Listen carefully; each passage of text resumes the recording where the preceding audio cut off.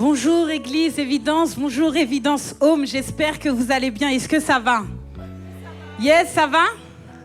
Je vous entends pas trop, ça va? Yes, on est vraiment heureux de pouvoir vous retrouver pour cette nouvelle célébration. Est-ce que vous êtes prêts à adorer et louer le Seigneur? Ok, je recommence. Est-ce que vous êtes prêts à adorer et louer le Seigneur pour cette nouvelle célébration, cette nouvelle journée qu'on va consacrer au Seigneur encore une fois? Et on va vraiment demeurer, donc comme vous le savez, on est vraiment dans cette attitude et cette thématique de refonte, de pouvoir reconstruire et de pouvoir revoir nos vies, nos cœurs, nos esprits, notre entourage. Et aujourd'hui, on va aller encore un peu plus loin. Aujourd'hui, on va aborder la thématique de la famille. Et on est tous concernés par cette thématique. Amen. On est tous concernés parce qu'on a tous, de près ou de loin, une famille. Et dans nos familles, c'est vrai qu'on rencontre souvent des difficultés. On est souvent confrontés à des situations qui sont difficiles. Alors parfois, on est peut-être concerné au premier plan, mais parfois peut-être même on est concerné plutôt dans un second plan. C'est-à-dire que des fois, ce sont des choses, des situations qu'on observe, qu'on voit au sein de notre famille. Et parfois, ce sont des situations qui peuvent tellement nous faire mal qu'on se dit, mais en fait, où est Dieu dans la situation que je vis? En fait, Seigneur, où est-ce que tu es? Il y a trop de problèmes, il y a trop de tribulations, il y a la tristesse, il y a les disputes, il y a la division, il y a même des divorces, il y a tant de séparations dans les familles. Seigneur, où es-tu? Je ne sais pas si certains se disent ça par moments. Seigneur, où est-ce que tu te trouves dans ma situation? Parce que là, ma famille, ça ne va pas du tout au final. Où est-ce que tu te situes?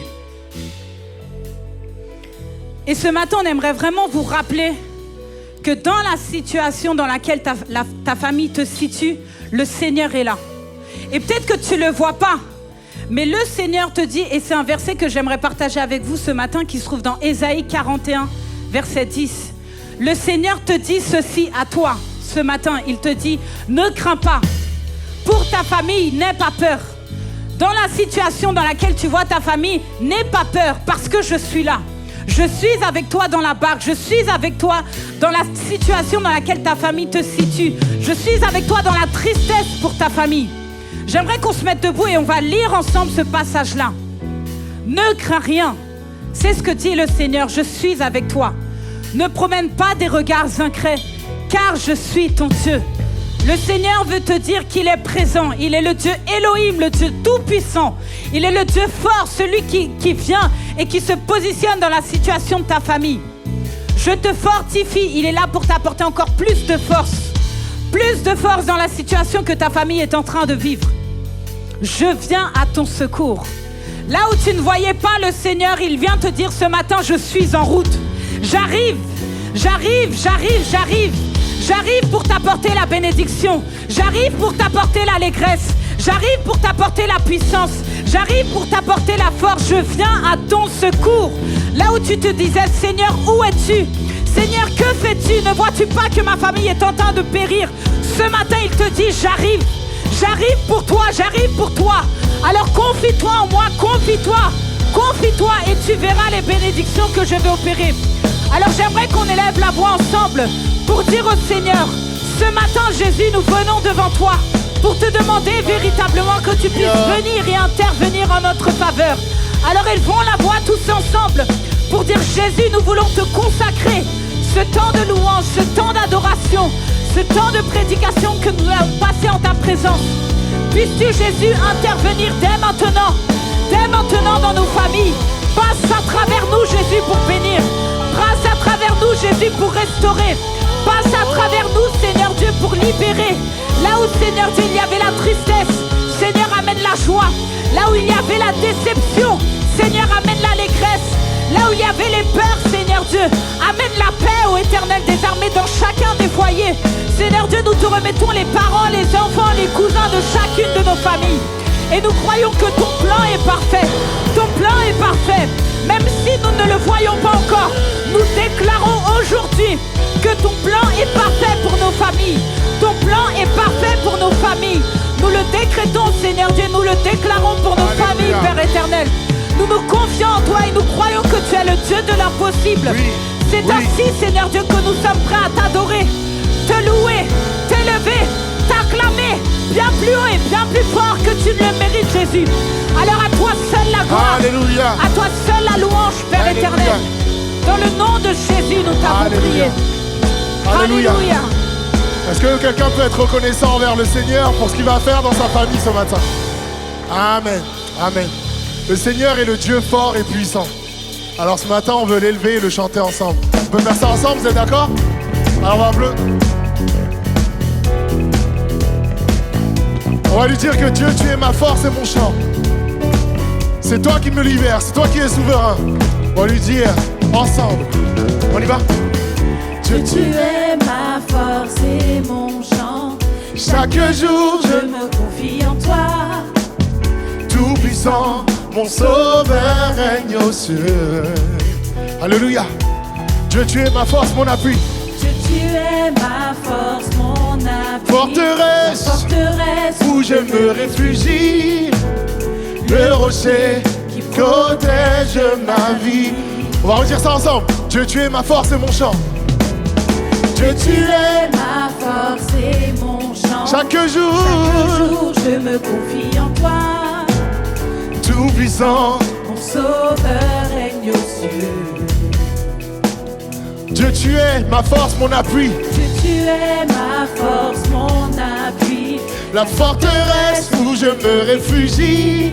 Le rocher qui protège. Alors on va dire malgré les ténèbres, malgré les obscurités, on veut te célébrer.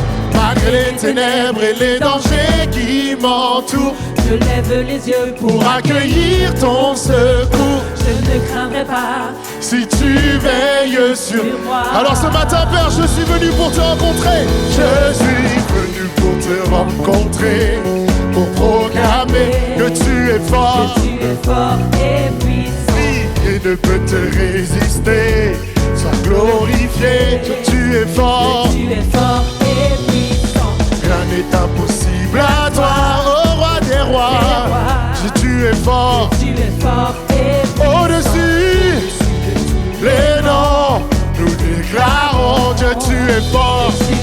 Alléluia, on va chanter ensemble. Oh, oh, oh, oh, oh. Dieu, tu es fort et puissant.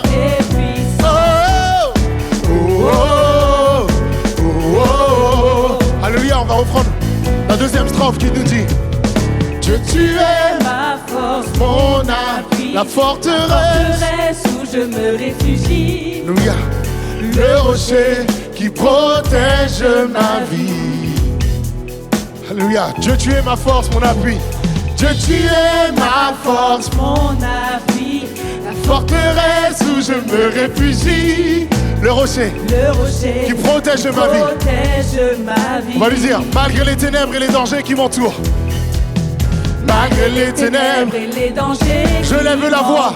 Je lève la voix pour affirmer ton amour. Je ne craindrai hey, pas si tu veilles sur moi.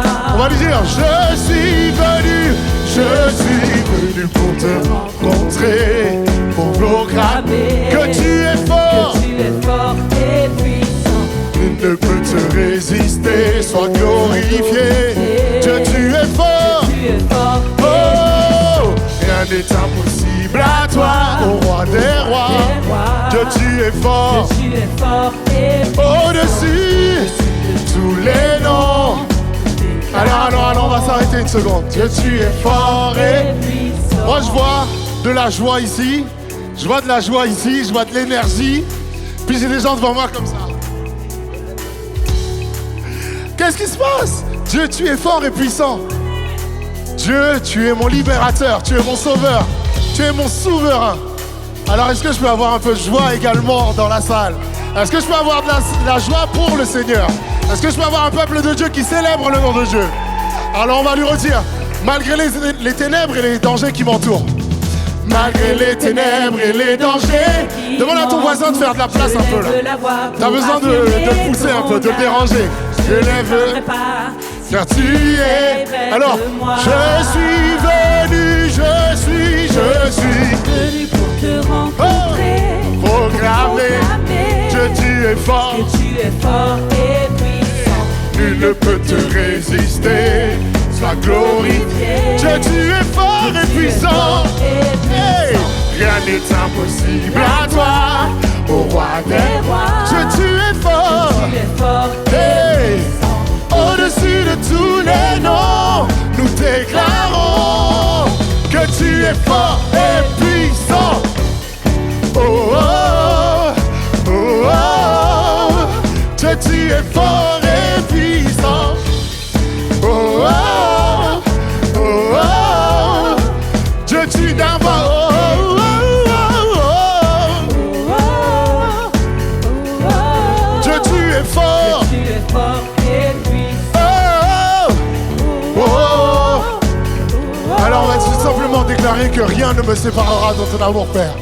Non, rien ne peut me séparer de ton amour manifesté en Jésus-Christ, mon sauveur règne aux cieux. On peut prendre ça ensemble. Rien ne peut. Rien ne peut. Si tu le crois réellement de tout ton cœur. De ton amour manifesté. Chante-le de toutes tes forces, de toute ton âme. Mon sauveur règne aux cieux. On y va, rien ne peut. Rien ne peut, rien ne peut me séparer de ton amour manifesté en Jésus-Christ, mon sauveur règne aux cieux. Une dernière fois, rien ne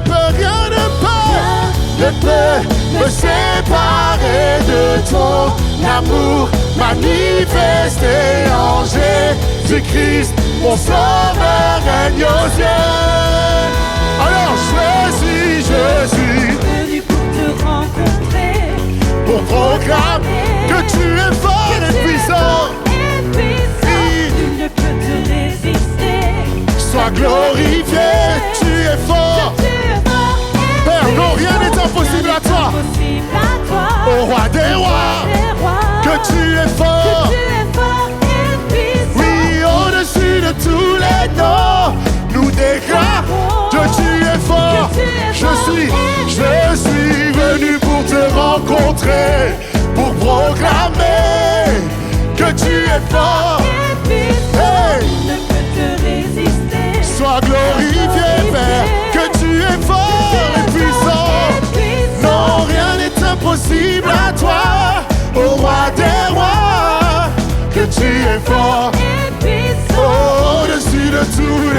Alors une dernière fois, tu vas faire de la place avec ton voisin et tu vas dire oh, oh, hey. Oh, oh. Si tu veux même nous suivre, n'hésite pas. Dieu, tu es fort et puis hey. Oh, oh, oh, oh.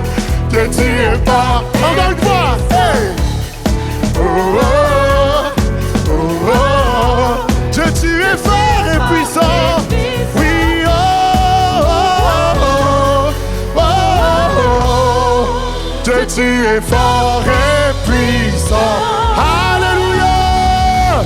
Est-ce que le peuple de Dieu peut s'exprimer et pousser un cri de joie envers le Seigneur des Seigneurs, le Maître de tout? Est-ce qu'il y a de la joie dans ce lieu? Alléluia. Vous avez la joie parce que vous savez que vous êtes sauvés en Christ et vous savez que vous avez un Sauveur qui est puissant, qui règne aux cieux, qui sera pour vous en tout instant, chaque instant. Mais je crois que réellement, lorsqu'il y a aussi la tristesse, lorsqu'il y a aussi les doutes, on peut s'appuyer sur ce Sauveur. C'est pas que dans les beaux jours, mais aussi dans les mauvais jours. Lorsqu'on va mal, lorsque les choses ne semblent pas tourner comme on le veut, on peut s'appuyer sur ce secours. Et on lève les yeux vers ce Sauveur, vers qui on a placé tout notre espoir. C'est ce qu'on va chanter ensemble. Alléluia. Si la lune me glace et le soleil menace, Créateur, alléluia. Si tu connais ce chant, juste élève ta voix. Alléluia. Si mes larmes ruissellent et que mon pas chancelle, prends compte des paroles. Créateur de la terre, mon secours est en toi. Alléluia. On va le dire.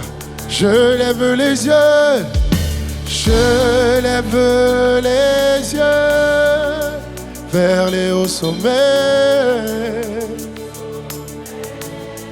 Toi seul est mon Dieu. Je proclamerai.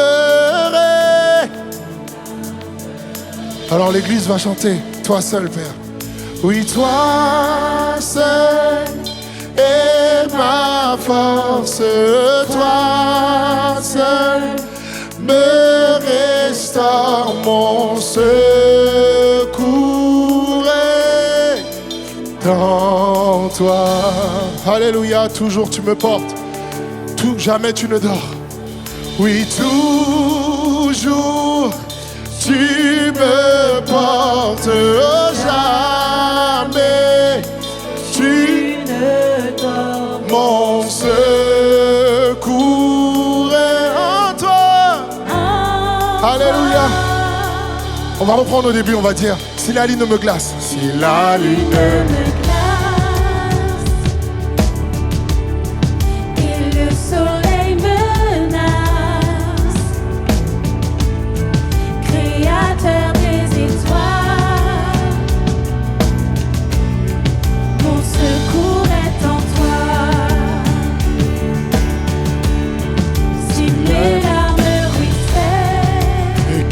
Pas chancé, que mon pas chancé, créateur de la terre, créateur de la terre, mon secours est en toi. Mon secours est en toi.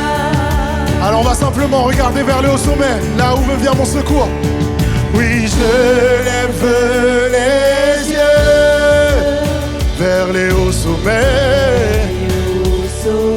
Oui, toi seul est mon Dieu. Oui, je proclamerai. Alléluia. Toi seul est ma force. Toi seul me restaure mon secours.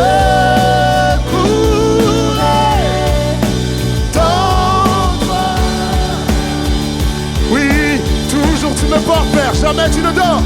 Oui, toujours tu me portes, jamais tu ne dors. Mon secours est en toi. On va dire si la peur m'envahit. Si la peur m'envahit et que mon âme chavire. Et mon âme chavire. Créateur de la vie. Créateur de la vie. Tu as créé toutes choses. Alors je sais que sur toi je peux compter. Mon secours est en toi. Tu es le Tout-Puissant. On va redire ça. Si la peur m'envahit. Et mon âme chavire. Créateur de la vie.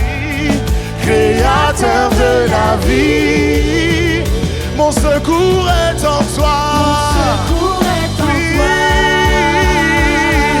Oui, je lève les yeux. Je lève les yeux vers les hauts sommets.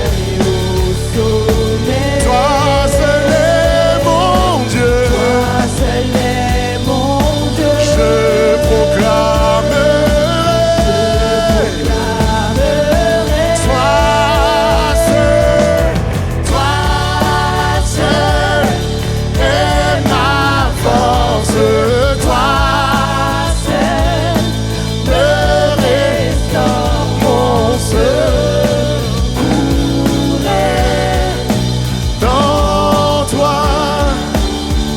Le sommeil ni ne dort, tu viens à mon secours. Et toujours, tu me portes, jamais tu ne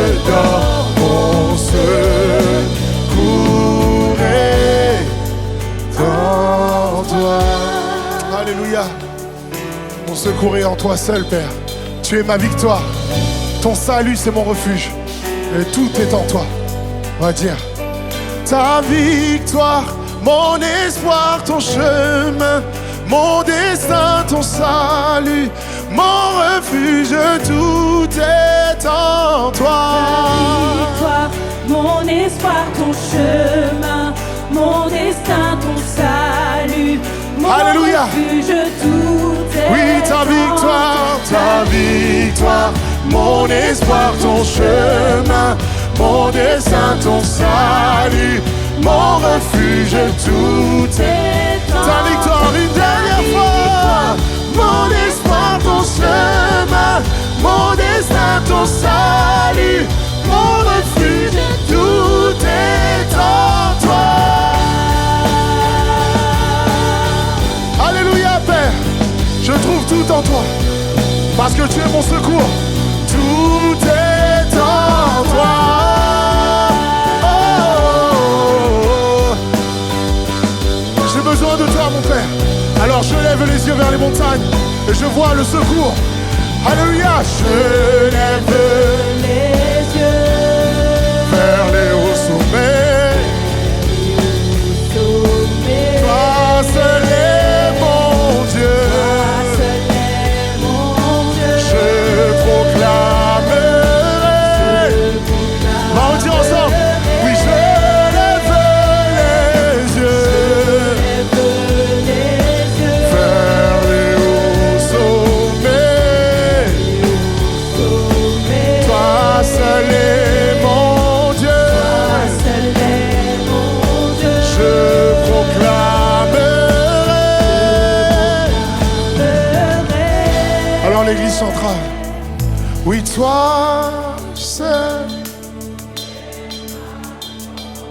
Oui, toi seul me restaure, mon secours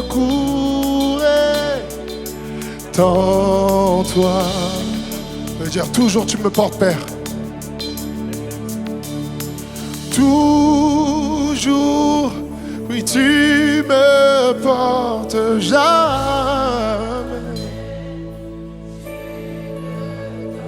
Mon secours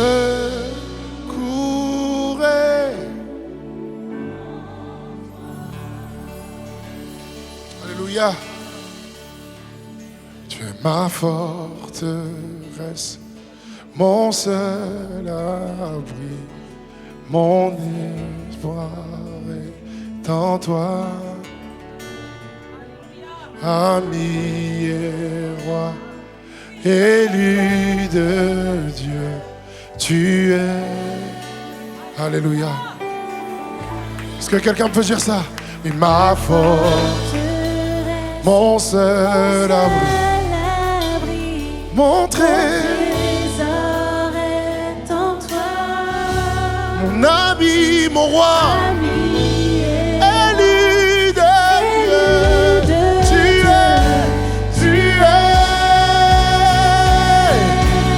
Oui, tu es ma forteresse,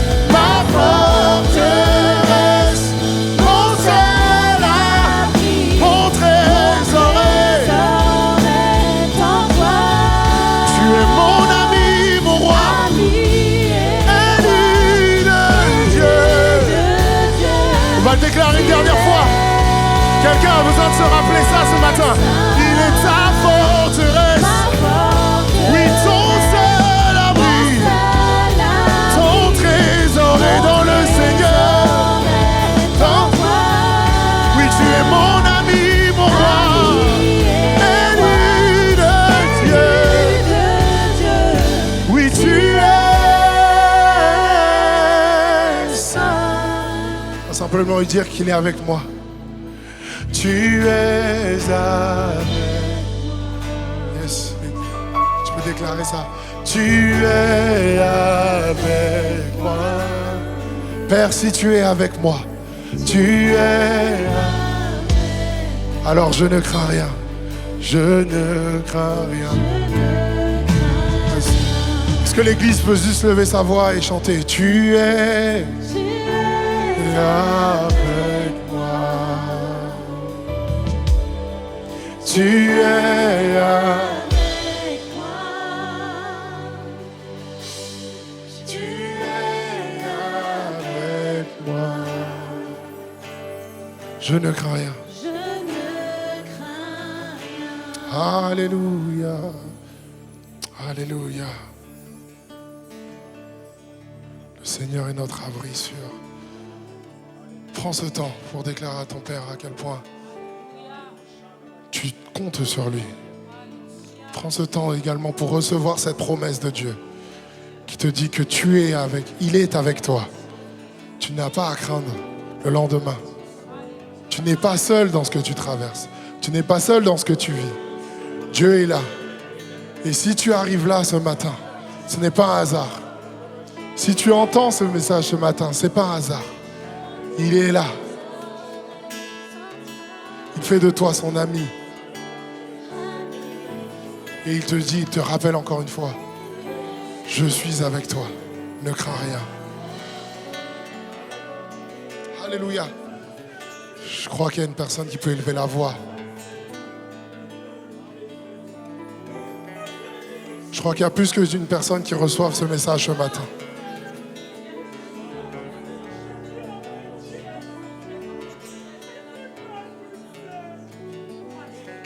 Alléluia. Tu es. Alléluia. Ma forteresse, mon seul, mon trésor est en toi. Prends ce temps, fais un face-à-face avec ton Père. Élu de Dieu, tu es. Reçois cette promesse. Oui, tu es ma forte. Mon seul mon trésor dans toi. Oui, un miroir. Élu de Dieu, tu es saint. Alléluia. Alléluia. On peut être effectivement acclamer le Seigneur pour ce qu'il fait. Alléluia. Je crois que Jésus est le rocher et l'abri sûr sur lequel on peut s'appuyer ce matin. Je pense qu'il y a plus d'une personne qui a besoin de cela et se rappeler que Jésus est ton espérance. Dieu est pas simplement un espoir, il est notre seul espoir. Dieu n'est pas simplement notre force, il est notre seule force. Alors si on s'appuie sur lui, on sait qu'il viendra à notre secours. On sait qu'on pourra réussir dans nos entreprises, dans nos combats, dans nos luttes. Si on s'appuie sur le Seigneur, on sait qu'on sera plus que vainqueur. Alors ce matin, on veut le chanter simplement.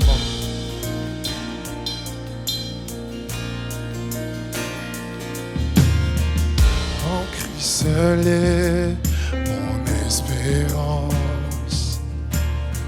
Sa justice est mon assurance.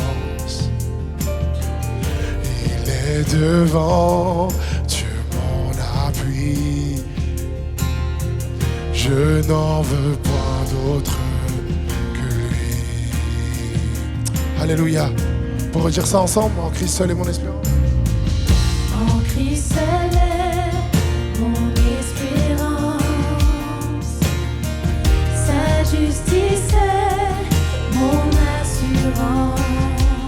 Il est devant, Dieu mon appui. je n'en veux point. Je n'en veux point d'autre que lui. On va simplement déclarer cette prière en disant Jésus-Christ mon rocher. Jésus-Christ mon rocher, ma confiance est dans ton amour. Dans l'orage, il est Dieu, Seigneur de... On va le redire, en Christ seul est mon espérance. En Christ seul est mon espérance. Sa justice mon assurance. Mon assurance. Il est devant Dieu mon appui. Devant Dieu mon appui. Je n'en veux point d'autre que lui. Alléluia, je vais crier, oui, Jésus-Christ, Jésus-Christ, mon rocher, ma confiance est en son amour. Dans l'orage, il est Dieu, Seigneur de tout. Alléluia, deuxième strophe. Lorsque sur moi s'abat l'orage, sa croix ranime, mon courage. Alléluia. Quand tout faiblit autour de moi, sa présence le soutient. Alléluia, Père, car tu es mon rocher. Oui, Jésus-Christ, mon rocher, ma confiance est dans son amour. Oui, dans l'orage, oui, il est Seigneur de tout. Alléluia. On va le redire.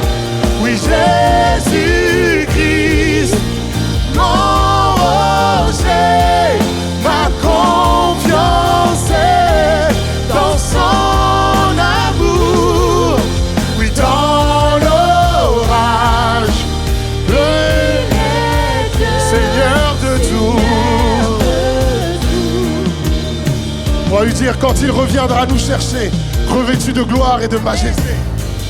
Quand il reviendra nous chercher, revêtu de sa gloire, revêtu de sa majesté.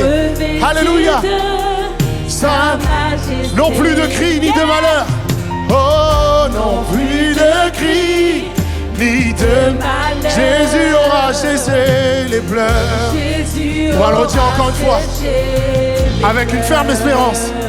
Quand il reviendra nous chercher, quand il reviendra nous chercher, revêtu de sa majesté. Non plus de cris ni de malheur. Non plus de cris ni de malheur. Alléluia. Jésus aura cessé. Oui, c'est notre espérance, Père, car tu es notre rocher. Jésus-Christ, mon rocher, ma confiance est dans son amour. Oui, dans l'eau, tu es Dieu. Oui, Seigneur de tout.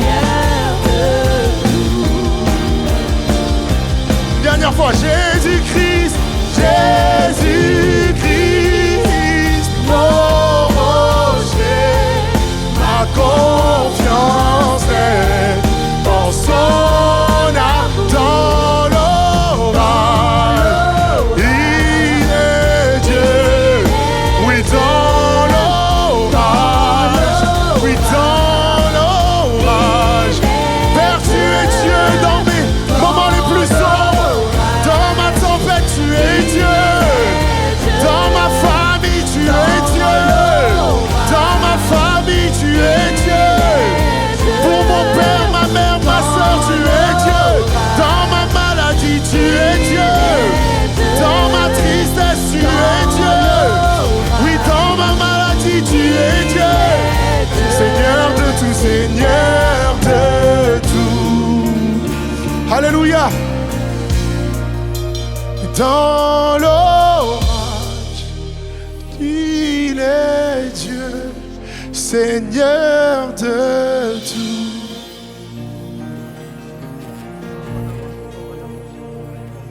Alléluia. Est-ce qu'on peut réaliser ça ce matin? Réaliser que, quelle que soit la situation, quelle que soit la profondeur du trou dans lequel on se trouve, la main de Jésus n'est pas trop courte pour venir nous chercher. Quelle que soit la distance à laquelle on peut se trouver, la main de Dieu n'est pas trop courte pour venir nous chercher. Et quelle que soit la difficulté qu'on traverse, il n'est pas trop petit pour nous sécuriser et nous couvrir. Alléluia. Amen. Alléluia. Oh, il est Dieu. Dernière fois. Dans l'orage, il est Dieu, Seigneur de tout.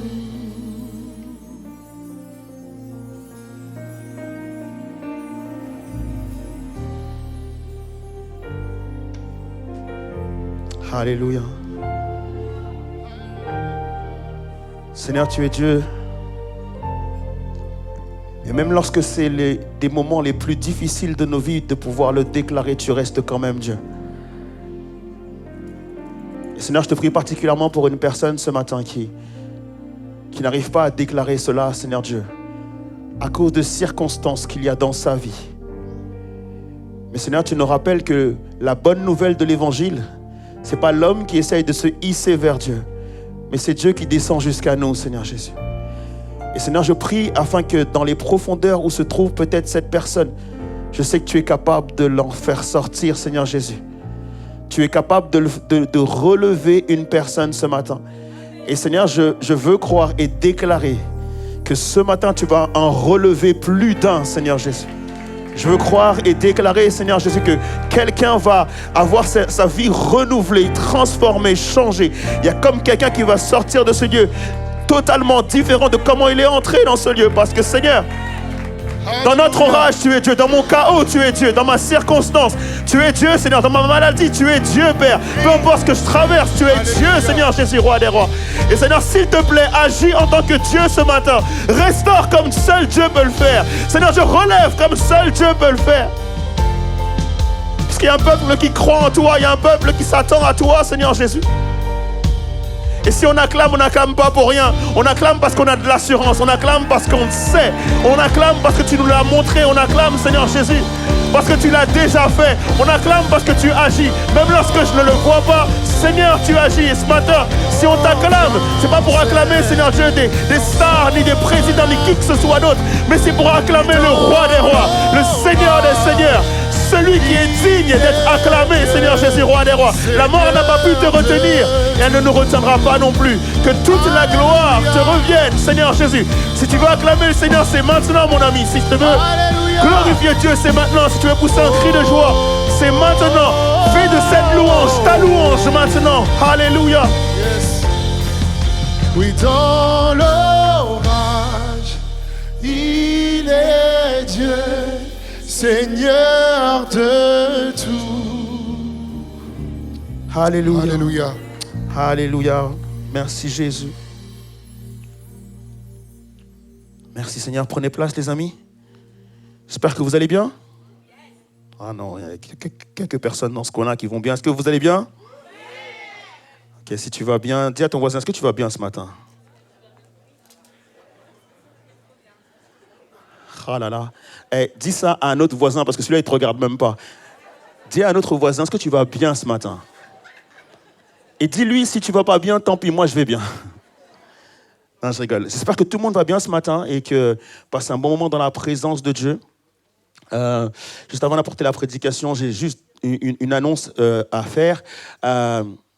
Au niveau des jeudis prières, c'est-à-dire qu'en fait, vous savez que le jeudi soir, ici, à 20h, on a les temps de prière et ce sont vraiment des temps bénis, ce sont vraiment des temps extraordinaires. Et avec toute l'équipe, en fait, on a travaillé aussi à aller plus loin au niveau de nos jeudis prières et véritablement, on veut vraiment faire intervenir la louange, on veut faire intervenir d'autres choses qui permettent à ce que la prière, on puisse aller effectivement un peu plus loin. Et au lieu d'appeler ça jeudi prière, on va les appeler maintenant les jeudis à la brèche. Okay. Pourquoi le dire jeudi à la brèche? Dans le sens où je crois que particulièrement dans ces moments-là où c'est un peu compliqué autour de nous, je crois qu'il y a quelqu'un qui doit se tenir à la brèche aujourd'hui. Est-ce qu'on est d'accord avec ça ou pas?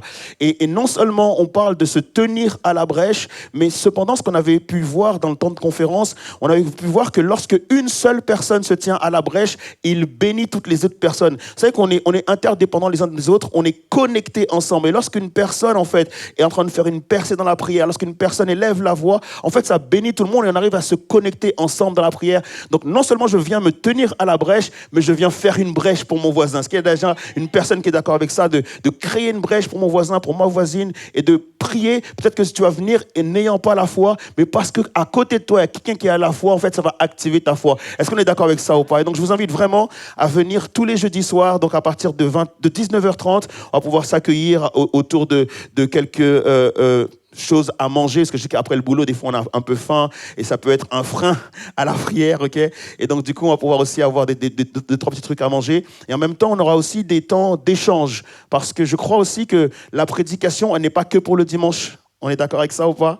Et je crois que c'est aussi bon, peut-être en milieu de semaine, le jeudi, de pouvoir se rappeler un petit peu de ce qui a été dit dans la prédication, et surtout de pouvoir aller un peu plus loin, parce qu'effectivement, en 30-40 minutes d'une prédication, des fois, on doit aller à l'essentiel, et c'est bon de pouvoir revenir dessus, de pouvoir en discuter ensemble. Donc, on va passer de bons moments le jeudi soir, à la brèche, tous les jeudis à partir de 19h30. Amen.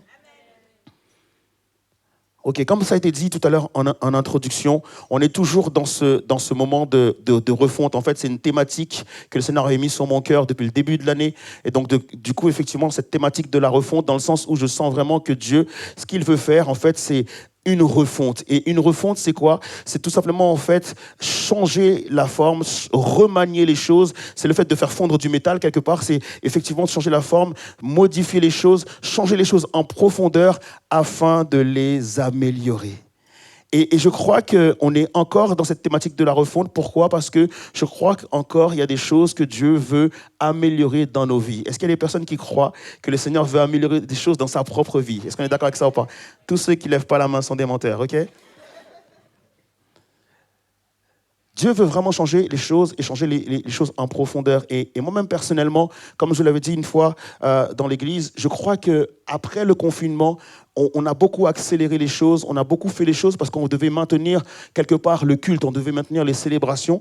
Et peut-être qu'on est passé à côté de certaines choses, c'est-à-dire qu'on n'a pas forcément bien pris soin des gens. Et je crois que beaucoup d'églises, comme je l'ai dit la dernière fois, n'ont pas forcément réussi à faire ça. On est content d'avoir de nouvelles personnes, etc., etc. Mais peut-être qu'on aurait pu prendre plus de temps pour prendre soin des gens. Et je me dis que ce qu'on n'a pas réussi à faire après le confinement, il n'est jamais trop tard. Donc on va pouvoir le faire maintenant. Et notre cœur, vraiment, en tant que moi-même personnellement, en tant que pasteur et toute l'équipe au niveau de l'église, on a à cœur de prendre soin de vous. Donc du coup, effectivement, de pouvoir avoir des entretiens, de connaître un petit peu par quoi vous passez, ce que vous traversez, et de vous aider par rapport à cette nouvelle année, cette nouvelle saison qui va prendre place. Parce que notre objectif, en fait, c'est que lorsqu'effectivement on va commencer à passer à la vitesse supérieure, qu'on soit vraiment tous ensemble. Est-ce qu'on est d'accord avec ça ou pas? Amen. Et donc, du coup, qu'est-ce que Dieu veut changer en profondeur aujourd'hui? Et donc, tu peux lancer la première diapositive. Donc, je crois que le Seigneur veut véritablement encourager quelqu'un parce que ce matin, Dieu veut te dire qu'il a un plan pour ta famille. Est-ce que tu peux dire ça à ton voisin? Dieu a un plan pour ta famille. Dieu a un plan pour ta famille. Est-ce que quelqu'un le reçoit comme une bonne nouvelle cet après-midi?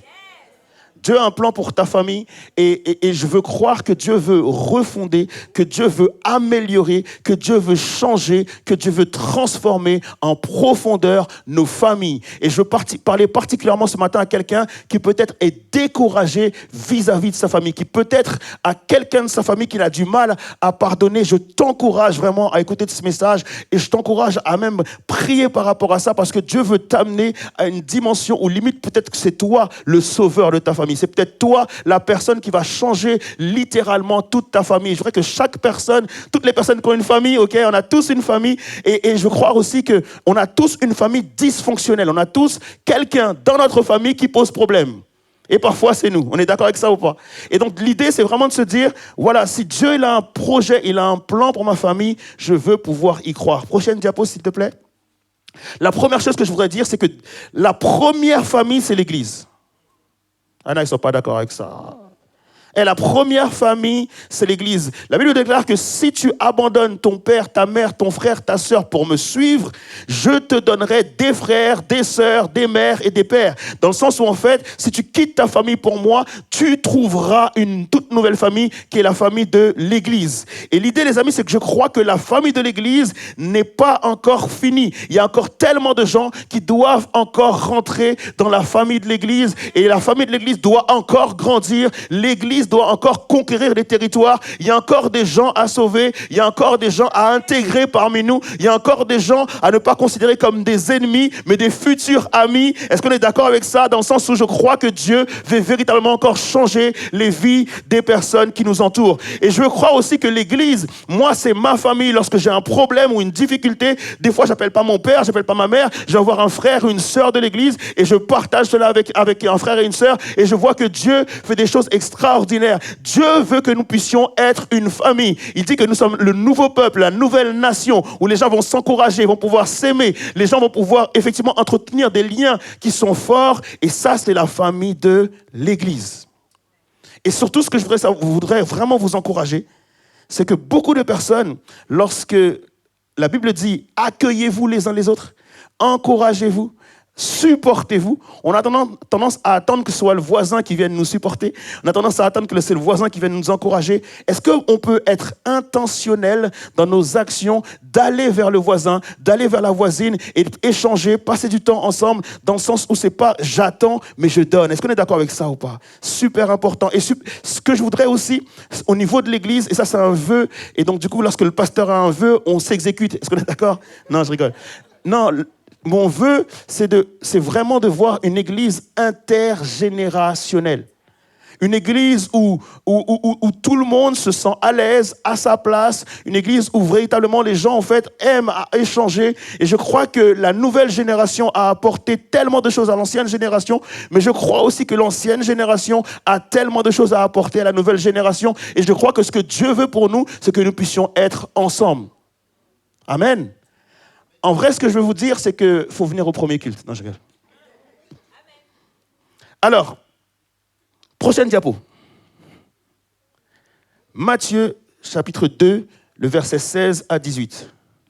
Quand Hérode s'aperçut que les mages étaient moqués de lui, il devint furieux et il donna l'ordre de tuer à Bethléem et dans les environs tous les enfants de moins de 2 ans, conformément aux précisions que lui avaient données les mages sur l'époque où l'étoile était apparue. Ainsi s'accomplit la parole transmise par Jérémie le prophète. On entend à Rama une voix qui gémit et qui est d'abondants sanglots amers. Rachel pleure ses enfants et elle ne veut pas se laisser consoler car ils ne sont plus. Prochaine diapo. Rama, saison 1. Les pleurs de Rachel. Il n'est pas question de Noël aujourd'hui, mais c'est important de pouvoir être interpellé par le fait que qu'est-ce que ce texte-là trouve, qu'est-ce que ce texte-là fait dans le récit en fait de la naissance de Jésus-Christ. C'est un récit où on apprend qu'un enfant est né, un fils nous est donné, né d'une vierge dans une étable et que cet enfant sera le prince de la paix, le Seigneur des seigneurs, le roi des rois. C'est un jour de fête, c'est un jour de gloire, c'est un jour où chacun effectivement se réjouit. Et qu'est-ce qu'un texte aussi dur, un texte de souffrance vient faire là? Il est question en fait de Rachel qui pleure.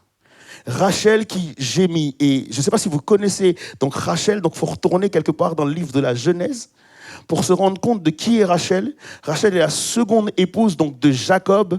Jacob est marié à Léa et celle qu'il aime vraiment, c'est Rachel. Donc il va bosser pour pouvoir se marier avec Rachel. Donc le problème de Rachel, c'est qu'elle n'arrive pas à enfanter, elle n'arrive pas à avoir des enfants. À un moment donné, elle va attraper son mari, elle va lui dire « Écoute, tu me donnes des enfants ou je meurs. » Et le pauvre, il est incapable de lui répondre quoi que ce soit. Et donc du coup, il va juste continuer à prier. Et un jour, Dieu va bénir Rachel et il va lui accorder un fils que vous connaissez tous. Donc c'est Joseph qui est le premier fils de Rachel. Et quand une bénédiction vient, on est insatiable. Est-ce qu'on est d'accord avec ça ou pas? Et Rachel, parce qu'elle a reçu cette bénédiction du coup d'avoir un premier enfant, elle va demander à Dieu d'avoir un second enfant. Et donc du coup, effectivement, elle va tomber enceinte à nouveau. Et quand elle tombe enceinte, son mari, en fait, plus tard, pendant sa grossesse, en fait, son mari, donc Jacob, décide de changer d'endroit, de changer de lieu, et décide de déménager. Donc il part. Et pendant qu'il est en route, Rachel est en train de mettre au monde, donc du coup, son deuxième enfant. Et donc pendant qu'elle est en train de le mettre au monde, elle sent qu'elle a des douleurs, elle sent que c'est un accouchement qui est extrêmement compliqué. Et donc du coup, lorsqu'elle va mettre l'enfant au monde, elle va l'appeler Benoni, fils de ma douleur, et Jacob va l'appeler Benjamin, le fils de ma main droite. Et donc du coup, Rachel, juste après avoir pu donner un prénom à son fils, elle va commencer à gémir, à être en larmes, à être en pleurs. Et ça se passe dans un lieu qui s'appelle Rama. Et donc, c'est la saison 1 de Rama. C'est Rachel qui pleure. C'est Rachel qui est consciente qu'elle ne pourra pas élever ses enfants. Elle est donc séparée de ses deux fils et elle va finir par mourir, donc du coup, à Rama. Et encore des gens, encore aujourd'hui, vont à Rama se souvenir, en fait, des cris et des pleurs de Rachel. Et donc, du coup, Rama, c'est vraiment le lieu de la séparation. Parce qu'en fait, cette scène-là va entraîner le fait que Jacob va préférer les fils de Rachel aux fils de Léa. Et ce qui va se passer, c'est que les fils de Léa vont être jaloux des fils de Rachel. Les frères de Joseph vont vendre Joseph. Et la famille va être de plus en plus dysfonctionnelle, de plus en plus séparée. Et donc, cette séparation-là va entraîner d'autres séparations au sein même de la famille. Et donc ce lieu, Rama, qui se trouve tout simplement juste à côté dans la tribu de Benjamin, pas très loin de Bethléem. Et donc du coup, c'est ce lieu-là où va se passer cette scène-là, où effectivement la séparation va prendre place. Et donc du coup, ce lieu est vraiment donc considéré comme un lieu de séparation. Donc tu puisses te rappeler ça pendant tout le message. Rama, c'est la séparation. Ok, prochaine diapo. Ok. Prochaine diapo, donc du coup, effectivement, Rama maintenant, c'est la saison 2. C'est la saison maintenant des exilés. Dans ce même lieu, à Rama, le roi Nebuchadnezzar va déclarer quelque chose qui se trouve en 2 Rois, chapitre 24, le verset 14, où voilà ce que va dire Nebuchadnezzar. Il déporta toute la population de Jérusalem, tous les dirigeants, tous les militaires, tous les artisans et tous les forgerons. En tout, 10 000 personnes prirent le chemin de l'exil. Seule la population la plus pauvre resta donc dans le pays. Ce que va faire Nebuchadnezzar, tu veux passer la prochaine diapo, du coup il y a le verset dessus. Donc ce que va faire Nebuchadnezzar, c'est qu'il va demander à toute son armée d'aller à Jérusalem et de pouvoir prendre en captivité toutes les personnes qui ont un talent dans le pays, toutes les personnes qui ont des capacités dans le pays, toutes les personnes qui sont habiles de leurs mains, toutes les personnes qui sont intelligentes, toutes les personnes qu'il va considérer qui peuvent être potentiellement en fait des dirigeants. Donc en d'autres termes, ce qu'il va faire, c'est qu'il va enlever le potentiel du pays, la richesse du pays, et il va dire toutes ces personnes-là maintenant ne vont plus travailler pour le royaume d'Israël, mais vont travailler pour mon royaume. Et donc c'est dans ce même endroit, encore une fois, avant de les déporter à Babylone, il va les amener à Rama. Et la scène, c'est que les parents de ces jeunes, les familles de ces jeunes, les cousins, les cousines, les tantes, les oncles de ces jeunes vont assister en fait à une scène où ils seront séparés de leurs enfants, qui vont effectivement donc devoir partir en exil. Et donc du coup, dans leur tête, en fait, il y a un déchirement dans leur cœur, dans le sens où en fait, ils se disent, on ne va plus jamais revoir nos enfants. Moi, je sais que du coup, un jour, on était tranquillement dans une plage avec nos enfants, mon épouse, les enfants. Et ce qui se passe, c'est qu'en fait, Curtis, à un moment donné, notre plus grand, il nous dit, écoute, j'ai juste envie d'aller un peu plus vers la mer. Et donc, du coup, il part, et il nous laisse, et puis on le voit partir. Donc, tranquille, à un moment donné, on détourne le regard, on commence à discuter tranquillement. Et quand on se remet à voir si Curtis est là, on se rend compte qu'il n'est plus là. Et donc, à ce moment-là, ma femme qui me dit, mais tu vois Curtis? Je lui dis, non, écoute, je ne le vois pas, il va peut-être revenir. Elle me dit, non, mais non, je ne le vois pas. Et donc, on se lève, on commence à chercher Curtis partout, et je vois le visage de ma femme qui a complètement changé. Et moi, je me dis, OK, si son visage change, moi, je dois faire le bonhomme, OK, je dois faire le gars qui n'a pas peur. Et donc, du coup, elle a peur et on cherche, et on cherche, et on cherche, et on cherche, et on cherche.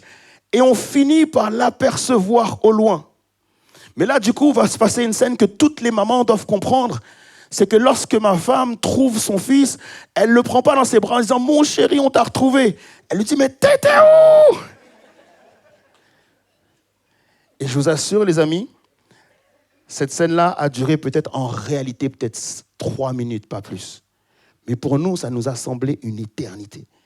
Et pendant qu'on cherchait l'enfant, en fait, il y avait tout dans notre tête qui se passait. En général, les gens ne se parlent pas à ce moment-là. Pourquoi ? Parce qu'ils ont peur de dire une parole de trop. De dire, peut-être qu'il est perdu, peut-être qu'on l'a pris, peut-être qu'il s'est noyé, etc. Et personne ne parle et on cherche, mais au fond de nous, on sait qu'on est bouleversé. Ça a duré quelques minutes. Mais je me mets à la place de ces gens-là qui sont là à Rama et qui voient finalement, en fait, leurs enfants devant eux. Et qui se rendent compte, en fait, que les enfants seront exilés, que plus jamais ils vont les revoir. Et je pense que ces familles-là sont totalement déchirées, sont totalement brisées. Et lorsque Jérémie va voir cette scène, donc prochaine diapo, lorsque Jérémie va voir cette scène, voilà ce qu'il va dire. Pour Jérémie, qui est un prophète de l'époque, il va dire « Ainsi parle l'Éternel, on entend des cris à Rama, des lamentations, des larmes amères.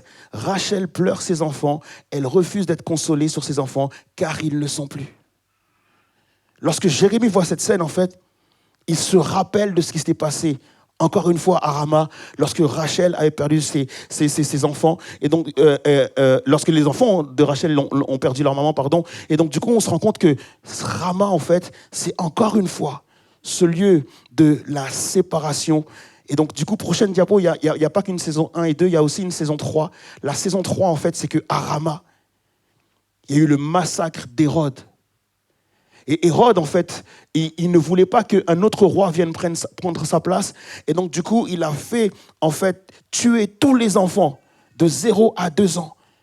Et on apprend que c'est dans une ville pas loin de Rama que ça s'est produit, ce massacre. Et donc, du coup, Rama est encore un lieu de brisement et un lieu de séparation, un lieu de division où les familles, en fait, sont séparées des uns et des autres. Rama saison 1, Rama saison 2, Rama saison 3, séparation. Et aujourd'hui, il n'est peut-être plus question de Rama, il n'est peut-être plus question de Nebuchadnezzar, il n'est peut-être plus question de Hérode. Mais on se rend compte qu'il y a dans nos familles, en fait, comme un esprit de séparation, un esprit de division. En fait, c'est incompréhensible, mais il n'y a personne qui pourrait dire « Moi, ma famille, tout va bien ». On a tous un membre de notre famille où c'est compliqué. On a tous un membre de notre famille qui est comme, en fait, exactement comme les exilés, qui est comme esclave de quelque chose. On a tous un membre de notre famille qui, au lieu de pouvoir servir le royaume de Dieu, sert un autre royaume. Tous un membre de notre famille où c'est compliqué parce qu'on se rend compte que les familles sont brisées, les pères et les fils ne se parlent plus, les mères et les filles ne se parlent plus. Les parents, en fait, se divorcent et donc, du coup, les premières victimes sont les enfants. Je connais des personnes qui, malheureusement, en fait, sont addictes à la pornographie parce que, en fait, le papa avait oublié d'éteindre son ordinateur. Et donc, il y a tellement de dysfonctionnements, de problèmes dans nos familles. Et je crois que l'ennemi, s'il fait des ravages dans les familles, c'est parce qu'il n'est pas bête. Pour pouvoir atteindre des personnes, en fait, il brise les familles. Parce qu'il a compris une chose, c'est que la famille, c'est la première institution établie par Dieu pour être à la base du bon fonctionnement d'une société. Dieu a tout créé à partir d'une famille. Et même lorsqu'il y a eu le chaos et que finalement, par un déluge, il a tout détruit, pour recréer les choses, il est encore parti d'une famille. Et la famille, c'est la base pour Dieu. La famille, c'est quelque chose d'important pour Dieu. Lorsque je te dis que Dieu il a un plan pour la famille, parce qu'il sait à quel point les familles sont importantes. Mais sauf que l'ennemi le sait aussi. Et donc il dit, la meilleure façon de diviser une société, c'est de diviser les familles. La meilleure façon de créer le chaos dans une société, c'est de créer le chaos d'abord dans les familles. Et à partir du moment où dans les familles il y a le chaos, forcément la société sera chaotique. La meilleure façon pour l'ennemi, en fait, de mettre le chaos dans une église, c'est de briser les familles. Lorsque les familles sont divisées, lorsque les familles sont séparées, donc il se réjouit et il rit et il se dit, j'ai réussi mon travail. C'est extraordinaire, mais Nebuchadnezzar va dire, je veux récupérer toutes ces personnes afin qu'elles ne servent plus le royaume d'Israël ni le royaume de Dieu, mais qu'elles viennent à servir mon royaume. Et je veux croire que Satan se dit exactement la même chose et se dit, je vais récupérer l'élite, je vais récupérer les meilleurs, je vais récupérer ceux qui ont le plus de talent afin qu'ils ne servent plus le royaume de Dieu, mais qu'ils viennent à servir mon royaume. Je vais créer des divisions, je vais créer des distensions, je vais créer des choses dans les familles où les gens vont avoir la haine les uns contre les autres, les uns ne voudront plus se parler. Il y a tellement de personnes qui malheureusement me disent, mais Abel, tu sais quoi, ça fait 1 an que je n'ai pas parlé à mon frère, ça fait 2 ans que je n'ai pas parlé à ma soeur, ça fait tellement longtemps que je n'ai pas décroché mon téléphone pour parler à mon frère ou à ma soeur, ni lui envoyer un texto. Les gens qui me disent, tu sais quoi Abel, moi je suis à l'évangile, mais mon père n'est pas converti, ma mère ne l'est pas non plus, et ils ne veulent même pas me laisser venir à l'église, il ne faut que me critiquer. Et je crois que le désir du diable, c'est encore de diviser les familles. Mais le désir du diable, encore aujourd'hui, est encore plus grave. C'est que non seulement il veut diviser les familles, mais il veut comme créer un esprit de découragement. Il veut comme créer un esprit où tu vas baisser les bras. Tu vas arrêter de prier. Tu vas arrêter de chercher la face de Dieu pour ton frère et pour ta sœur. Tu vas te dire, ça fait 10 ans que je prie, il ne change pas. Ça fait 5 ans que je prie, la personne ne change pas. Il est tellement fort qu'au lieu de changer, la personne devient pire. La personne s'écarte encore plus. Et je crois que la vraie arme du diable, en fait, ce n'est pas simplement de diviser, mais c'est surtout le mensonge de te faire comprendre que ça ne changera pas. De te faire comprendre que ça ne bougera pas. Et lorsque les personnes voient les exilés partir, c'est exactement ce qu'ils sont en train de se dire. Ils ne reviendront plus. Mais il n'y a pas qu'une saison 1, ou qu'une saison 2, ou une saison 3 à Rama. Il existe, par la grâce de Dieu, une saison 4 à Rama. Et la saison 4, les amis, c'est le renversement. Je trouve ça juste extraordinaire. Que précisément, à Bethléem, dans la tribu de Juda, pas très loin de la tribu de Benjamin, là où se trouve Rama, dans cette contrée-là, dans cette zone-là, le Sauveur est né. Et sur ses épaules porte l'espoir de l'humanité. Sur ses épaules porte le changement de l'humanité. La Bible déclare que là où le péché a abondé, la grâce a surabondé. Jésus, ce qu'il vient faire, en fait, c'est changer la donne, transformer les choses. Et c'est pour ça qu'il dira, l'Esprit du Seigneur est sur moi et il m'a oint pour libérer les captifs, rendre la vue aux aveugles et proclamer une année de grâce du Seigneur. Et ce que Jésus veut pour ta vie ce matin, c'est de proclamer une année de grâce pour ta famille. Jésus ne veut pas que tu puisses te dire, ça ne changera pas, ça ne bougera pas. Il veut te faire comprendre qu'il est né là, précisément dans le même endroit, dans cette zone-là, afin que les gens ne se rappellent plus des pleurs de Rachel, mais de la naissance d'un sauveur. Afin que les gens ne se rappellent plus la séparation, mais vraiment la réconciliation. Que les gens ne se rappellent plus la guerre, mais que les gens se rappellent la paix. Que les gens ne se rappellent plus les exilés, mais que les gens se rappellent le retour. Et je crois que c'est ce que Jésus vient faire. Il vient changer la donne. Et c'est extraordinaire. Dans la Bible, Jérémie, en fait, écrit le chapitre 31 de Jérémie. Et il y a le verset 15, comme on a lu tout à l'heure, qui nous rappelle effectivement les pleurs de Rachel dans la zone de Rama. Mais on va lire ensemble maintenant le verset 16. Le verset 16 de Jérémie nous dit, « Ainsi parle l'Éternel. Retiens tes pleurs, retiens tes larmes de tes yeux, car il y aura un salaire pour tes œuvres, dit l'Éternel. Ils reviendront du pays de l'ennemi. » Que quelqu'un comprenne ce matin à quel point ta famille, elle est importante pour Dieu. À quel point ta famille est tellement importante. Tu sais, un jour, il y a un geôlier qui a donné sa vie à Jésus. Et il est parti voir Paul, il a dit, qu'est-ce que je dois faire pour que je puisse être sauvé? Et Paul lui a dit, écoute, tu dois juste confesser le nom de Jésus-Christ et tu seras sauvé toi. Mais je me demande pourquoi il rajoute ça. Tu seras sauvé toi et ta famille. Dans le sens où, si Dieu amène le salut, ce n'est pas uniquement pour toi, mais peut-être qu'à travers toi, il va sauver toute ta famille. Et je voudrais que quelqu'un puisse comprendre en fait qu'il y a de l'espoir et de l'espérance pour sa famille. Et qu'on ne reste pas là à la saison 3, les amis, mais qu'on puisse dire à ton voisin, essaye de maintenant de passer à la saison 4. Tu es en retard, mon ami. Essaye de passer maintenant à la saison 4 et de comprendre qu'effectivement, ça ne s'arrête pas aux pleurs, ça ne s'arrête pas aux cris, ça ne s'arrête pas à la souffrance, ça ne s'arrête pas à la séparation, ça ne s'arrête pas à tout ça, en fait. Qu'il y a une nouvelle saison qui prend place. Elle est inaugurée par Jésus-Christ qui dit qu'à partir de moi, les choses vont changer. Les choses vont littéralement changer. Et la famille chrétienne n'est pas une famille qui baisse les bras. La famille chrétienne, ce n'est pas une famille qui abandonne. La famille chrétienne, c'est une famille qui continue à croire et à croire encore.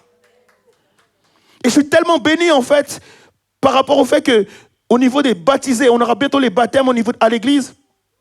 Et dans certains qui ont décidé de prendre leur baptême, il y a 2 hommes qui ont plus de 60 ans.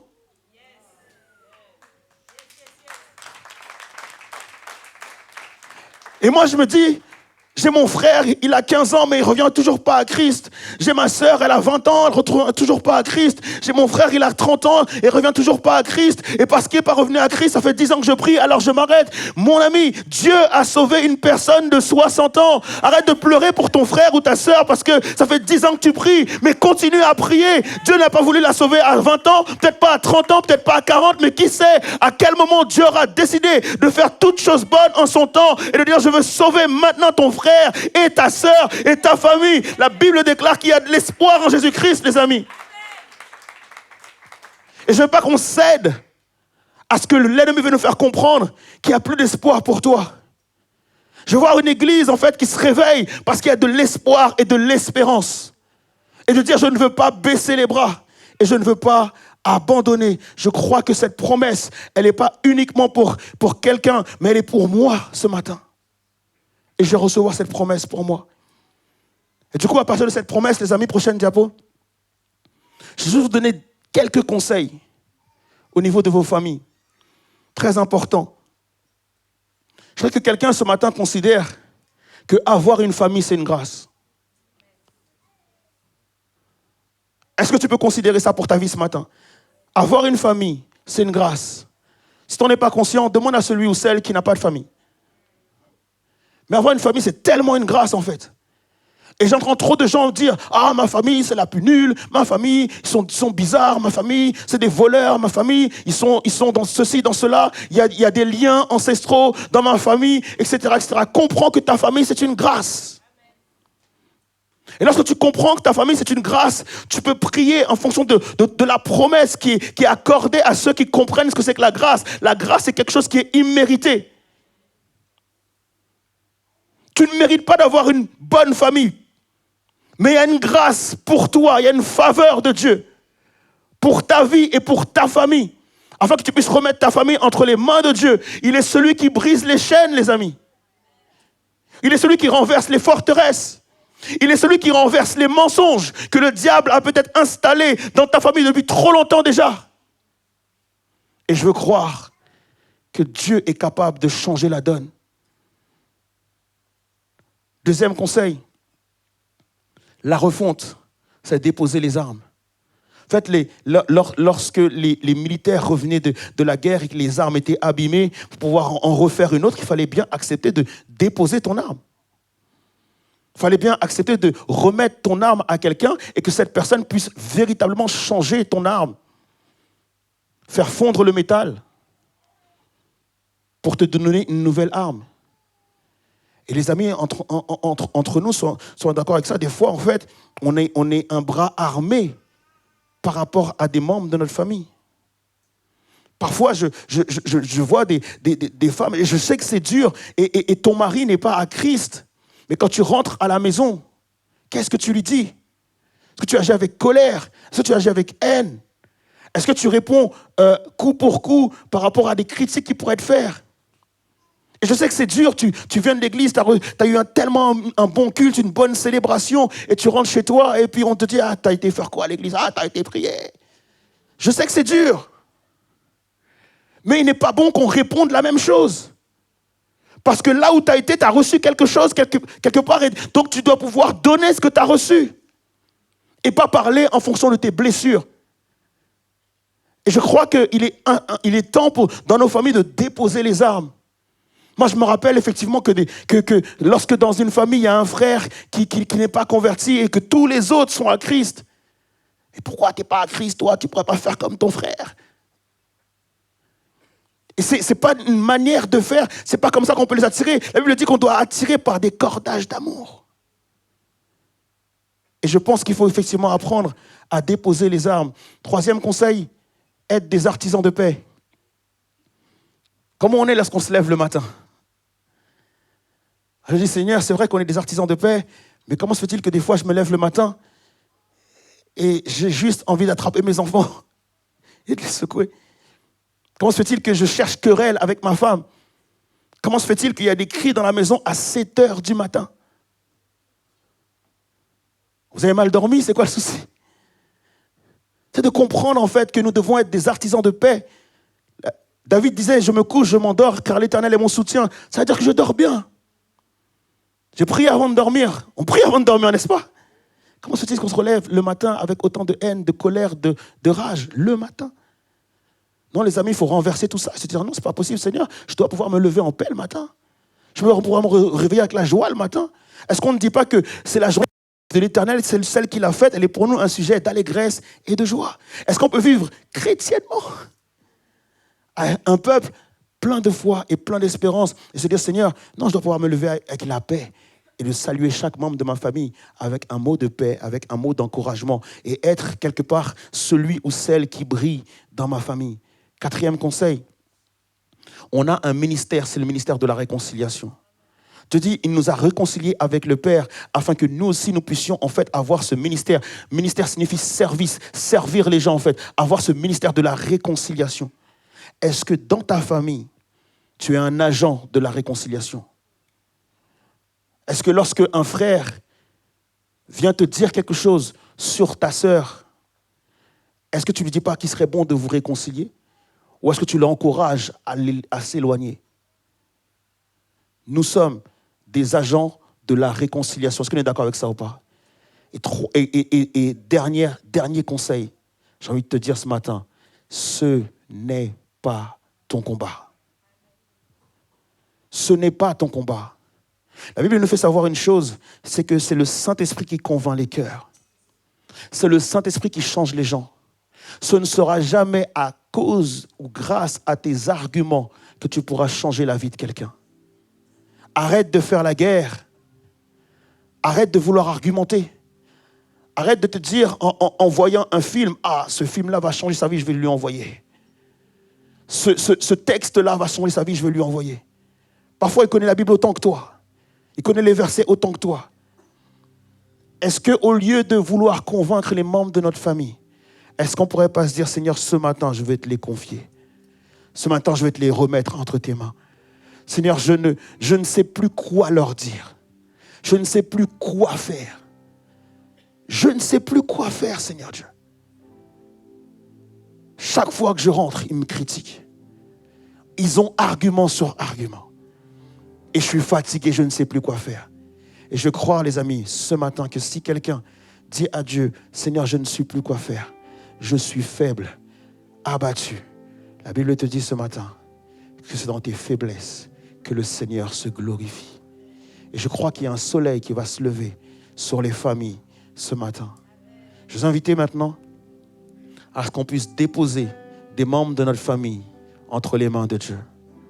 Dieu a un plan, Dieu a un projet, Dieu a un temps, Dieu a une saison, Dieu a un moment qui lui appartient, qui n'est pas le nôtre mais qui est à lui. Mais cependant, il nous dit de fais de l'Éternel tes délices et il te donnera ce que ton cœur désire. Le Seigneur sait que tu aimes ta famille.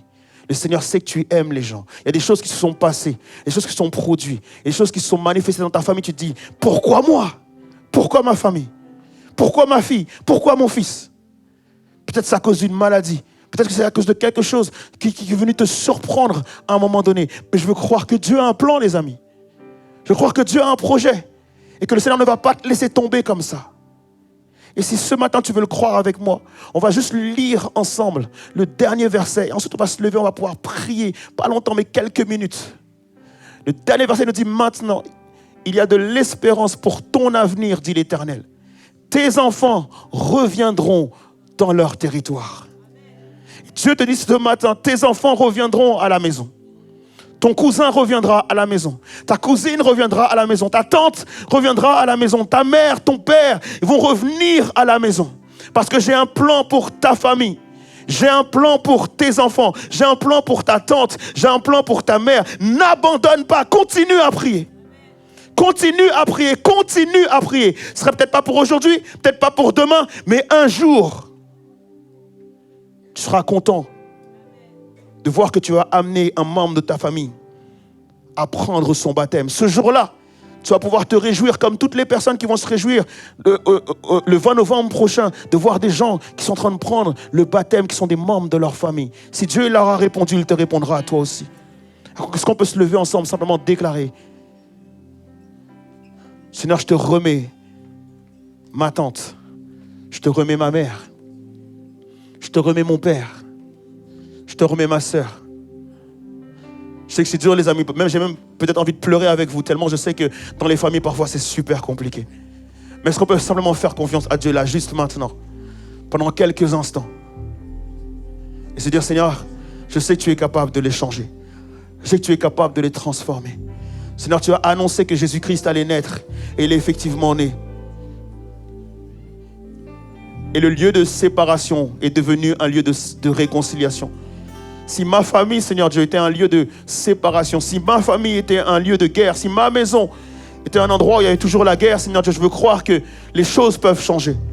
Je crois que les choses peuvent changer, Père. Et je reçois ce matin, ce n'est pas mon combat, mais c'est le tien. Alors je vais tout remettre entre tes mains.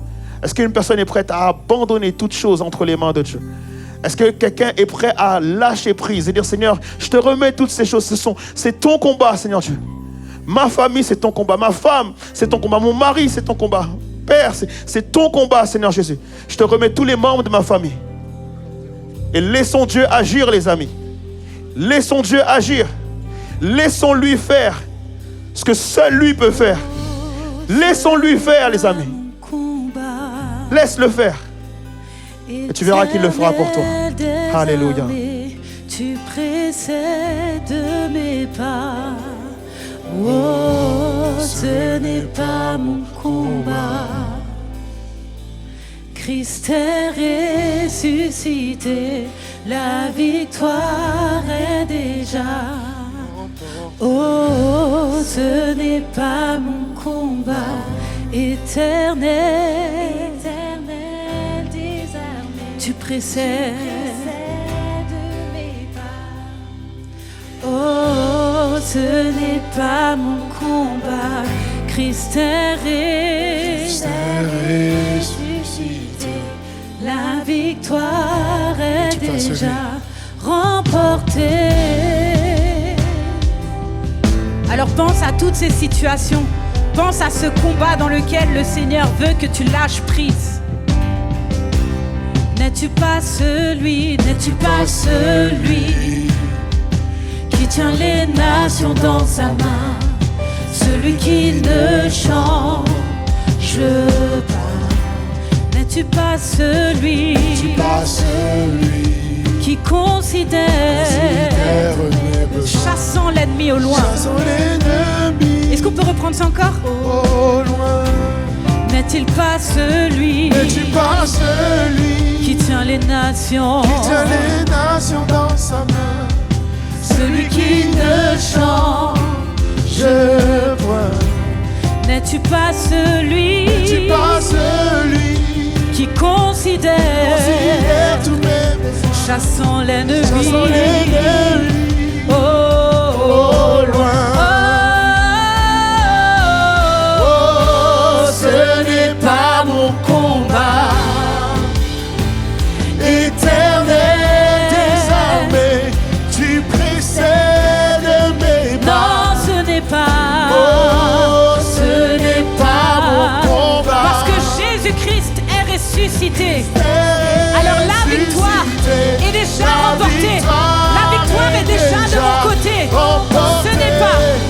ce n'est pas mon combat. Éternel des armées, tu précèdes mes pas, Jésus. Mes pas. Oh, ce n'est pas mon combat. Christ Christ est ressuscité. La victoire est pour moi. La victoire est pour ma famille. Encore une fois. Remporté. Ce n'est pas mon combat. Éternel des Seigneur, armées, tu es devant moi. Tu précèdes mes pas. Oh, ce n'est pas mon combat. Jésus-Christ est ressuscité. Il a été à la croix pour moi. Alors la victoire est pour moi. Encore une fois. Est-ce qu'on peut aller plus en profondeur en disant que non, ce n'est plus mon combat. Éternel des armées, tu précèdes mes pas. Oh, ce n'est pas mon combat.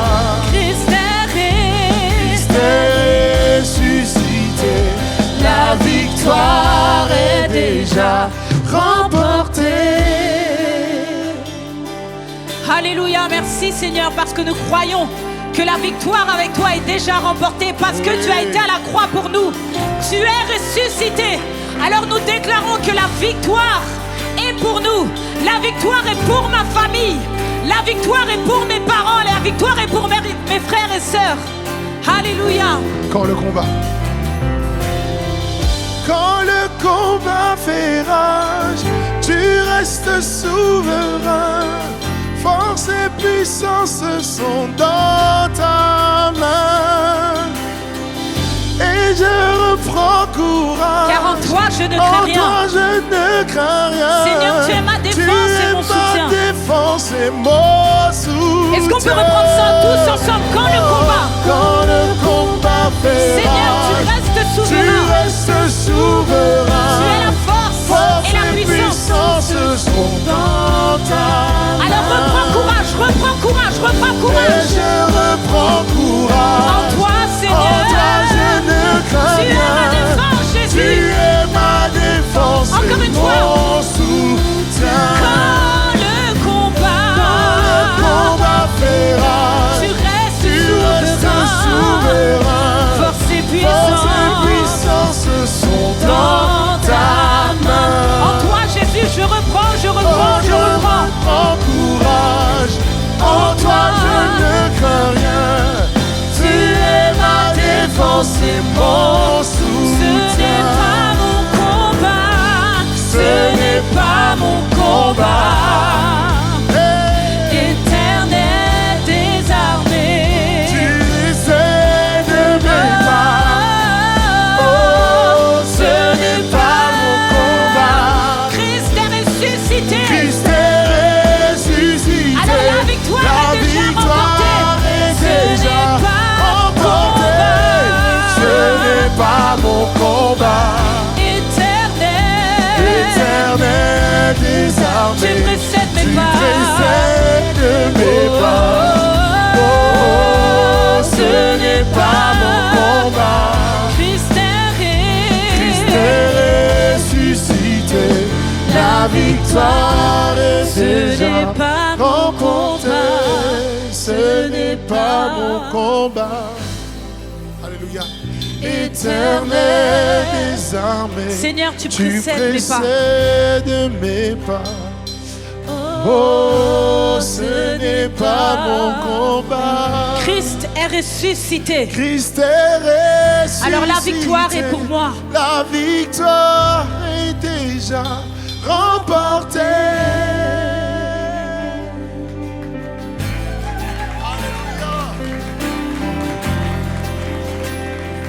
Alléluia.